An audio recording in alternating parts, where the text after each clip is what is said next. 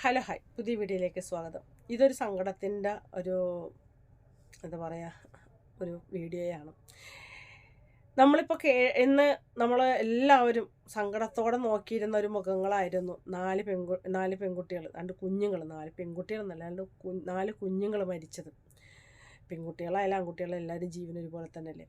4 കുഞ്ഞുങ്ങൾ മരിച്ചത് നമ്മൾ സങ്കടത്തോടെ, അതെ, എല്ലാവർക്കും വളരെയധികം വിഷമം വരുന്നല്ലേ ഇത് കേട്ടപ്പോൾ മുതൽ. അപ്പോൾ ഇവിടെ ഈ അടിക്കടി ഈ കുഞ്ഞുങ്ങൾ മാത്രമല്ല, ഒരുപാട് ആൾക്കാർ ഇതുപോലെ പലപ്പോഴായിട്ട് നമ്മുടെ ഇതിൽ നിന്ന് ഈ ഇല കൊഴിഞ്ഞു വീഴുന്ന പോലെ ഓരോരുത്തർ കൊഴിഞ്ഞു വീഴുന്നുണ്ട്. എന്താണ് ഇതിൻ്റെ ചില കാര്യങ്ങൾ എന്നൊക്കെ അന്വേഷിക്കാൻ വേണ്ടിയിട്ട് ഇവിടെ ആ ഒരു സമയത്ത് ഓടിപ്പതിച്ച് ഇന്ന ആൾക്കാർ വന്ന് അതിനൊരു പിന്നെ ദുഃഖമായിട്ടുള്ളൊരു ഒക്കെ ഉള്ള ഓരോ കാര്യങ്ങളും പറഞ്ഞ്, അല്ലെങ്കിൽ ഇങ്ങനെയാണെന്നൊക്കെ പറഞ്ഞിട്ട് അങ്ങോട്ട് പോകും. പിന്നെ ആ വഴിക്ക് ഒരാൾക്കാരും തിരിഞ്ഞു നോക്കത്തില്ല. പിന്നെ ഈ പറയണ പോലെ ഈ അടുത്തായിരുന്നു പാലക്കാടിലെ ഒരു തെരഞ്ഞെടുപ്പും കാര്യങ്ങളും. അപ്പോഴൊക്കെ ഇവർ ഇതിൻ്റെ ഇടയിൽ കൂടെയൊക്കെ നടന്നു പോയിട്ടില്ലേ. അപ്പോൾ അവിടുത്തെ കാര്യങ്ങൾ അറിയില്ല. ഈ പറയുന്ന ഓരോരുത്തർക്കും സത്യം പറഞ്ഞാൽ വോട്ട് കൊടുക്കാതിരിക്കണം, അതാണ് വേണ്ടതെന്നാണ് ഞാൻ പറയുന്നത്.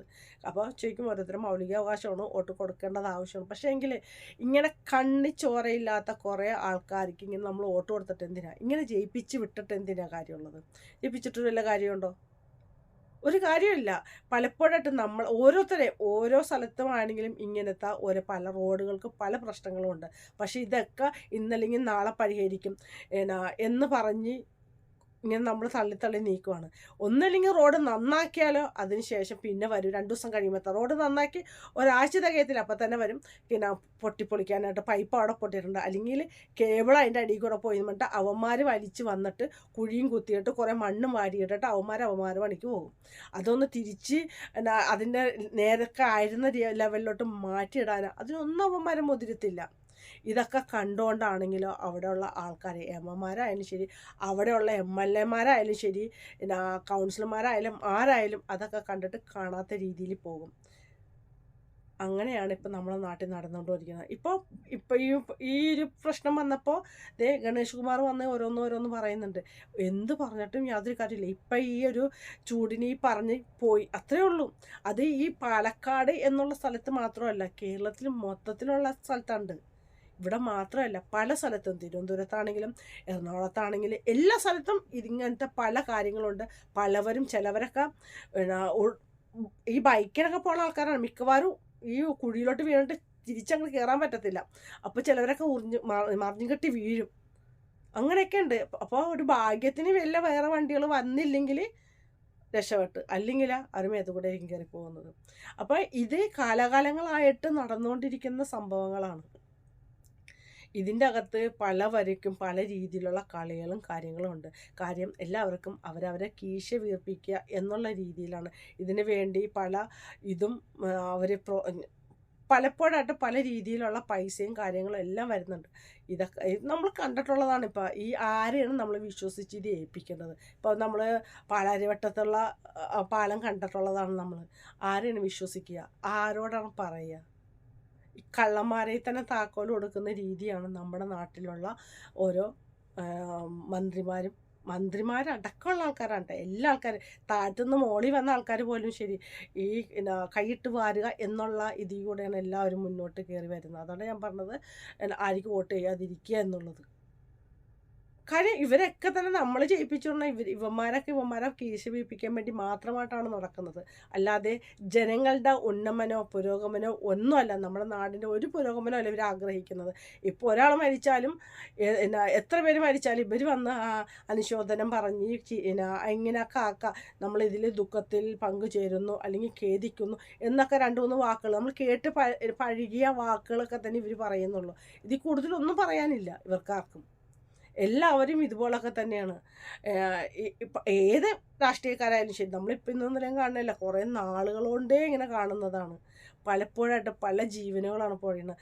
എന്തൊക്കെ എന്താ പറയുക, എന്തൊക്കെ മോഹങ്ങളോ ആഗ്രഹങ്ങളൊക്കെ ഉണ്ടായിരുന്ന കുഞ്ഞുങ്ങളായിരുന്നു അല്ലേ. അല്ലെങ്കിൽ ഓരോ ആൾക്കാരും എന്തൊക്കെ ആഗ്രഹങ്ങൾ വെച്ച് അവരുടെ ജീവിതം, അവരുടെ കുടുംബം എല്ലാം വെച്ചിട്ട് വരുന്ന ആൾക്കാരാണ്. ജീവൻ പിടിച്ചിട്ടാണ് ഓരോരുത്തർ വണ്ടി ഓടിക്കുന്നത്.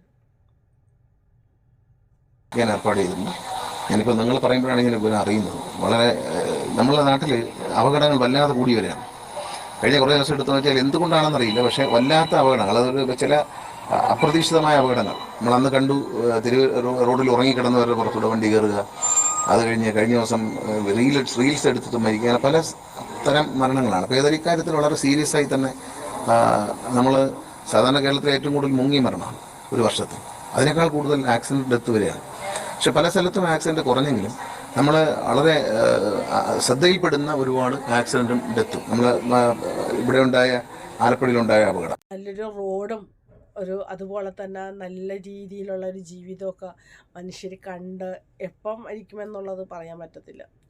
ഏതായാലും നമ്മുടെ നാട്ടിൽ ഇത് നമ്മൾ ഓർമ്മ വെച്ചാളോട്ട് ഞാനൊക്കെ കാണാൻ തുടങ്ങിയതാട്ടെ. ഞാൻ എറണാകുളത്തുള്ളതാണ്. എൻ്റെ നാട്ടിലൊക്കെ ഓർമ്മ വെച്ചാളോട്ട് ഞാൻ കാണാൻ തുടങ്ങിയതാണ് ഇങ്ങനത്തെ കാര്യങ്ങളൊക്കെ.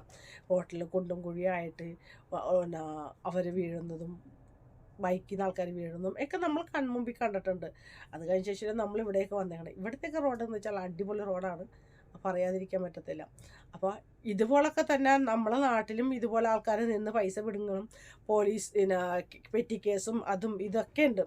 അവിടെ ഇവിടെയൊക്കെ മൂലക്കല്ലിരുന്ന് ഈ ഹെൽമെറ്റ് ഇടാണ്ട് ആൾക്കാരെ പിടിക്കുക, അല്ലെങ്കിൽ കള്ളു കുടിച്ച ആൾക്കാരെ പിടിക്കുക. അതിനു വേണ്ടി ഭയങ്കര ഇതാണ്.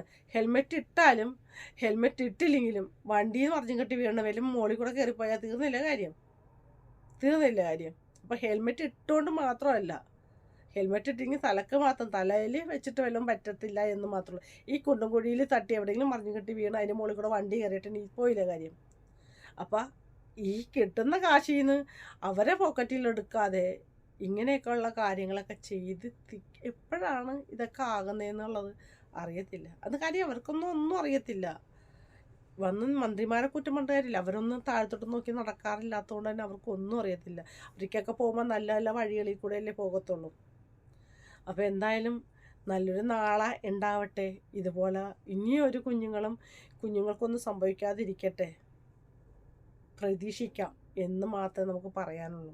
അപ്പോൾ ഇത് കാലകാലങ്ങളിലായിട്ട് പല സ്ഥലത്തും പല സൈഡിൽ നടക്കുന്ന, ഇന്ന സ്ഥലത്തൊന്നൊന്നുമില്ല കേട്ടോ. ഇപ്പോൾ പാലക്കാട് ആയതുകൊണ്ട് തന്നെ ഈ സൈഡിൽ തന്നെ പിന്നെ ഇതിന് മുമ്പും 2 വർഷങ്ങൾക്ക് മുമ്പും ഇങ്ങനത്തെ സംഭവം ഉണ്ടായിട്ടുള്ളതായിട്ടൊക്കെ നമ്മുടെ റിപ്പോർട്ടർ ചാനലിലൊക്കെ വന്നിട്ടുണ്ട്. പക്ഷേ അവിടെ മാത്രമല്ല കേട്ടോ, ഈ കേരളം മൊത്തം ഒന്ന് പരിശോധിച്ചിറങ്ങുവാണെങ്കിൽ ഒരുപാട് അപകടങ്ങളുണ്ട്. അപ്പോൾ എന്തായാലും ആ കുഞ്ഞുങ്ങളെ പടച്ചവൻ സുബക്കത്തിലെത്തിക്കട്ടെ. നല്ല 4 മക്കളല്ലേ, എന്ത് പറയാനാ. അവരെ വീട്ടുകാർക്ക് മനസ്സിന് ധൈര്യം കൊടുക്കട്ടെ, അത്രേ പറയാനുള്ളൂ. എത്രയൊക്കെ കോടികൾ നിങ്ങൾ കൊടുത്താലും ശരി, ആ കുഞ്ഞുങ്ങൾക്ക് ഒപ്പം ഒന്നും ആകത്തില്ല. പിന്നെ നിങ്ങളുടെ ഈ അഭിനയിച്ചിട്ടുള്ള ദുഃഖാചരണമൊന്നും അവർക്കൊന്നും ആവശ്യമില്ല. കാര്യം ഇതൊക്കെ അവർക്കറിയാം. നിങ്ങളുടെ ദുഃഖാചരണം മുഖത്ത് കാണിക്കുന്ന ഇതൊക്കെ അഭിനയമാണെന്നുള്ള കാര്യം അവർക്കും അറിയാം. അപ്പോൾ ഒന്നും പറയാനില്ല, വളരെയധികം സങ്കടമുണ്ട്. ഒരുപാട് നമ്മൾ കണ്ടുകൊണ്ടിരിക്കണം. ആർക്കൊന്നും വരുത്താതിരിക്കട്ടെ എന്ന് നമുക്ക് പ്രാർത്ഥിക്കാനേ പറ്റത്തുള്ളൂ. അല്ലാതെ നമ്മുടെ നാട് നന്നാകുമെന്ന് നമുക്ക് പ്രതീക്ഷിക്കുകയേ വേണ്ട. എനിക്ക് യാതൊരു പ്രതീക്ഷയില്ല. അതുപോലെ പ്രതീക്ഷയില്ലാത്ത ആൾക്കാരുണ്ടെങ്കിൽ കമൻ്റ് ഇടുക. ഓക്കെ, അപ്പോൾ ബൈ.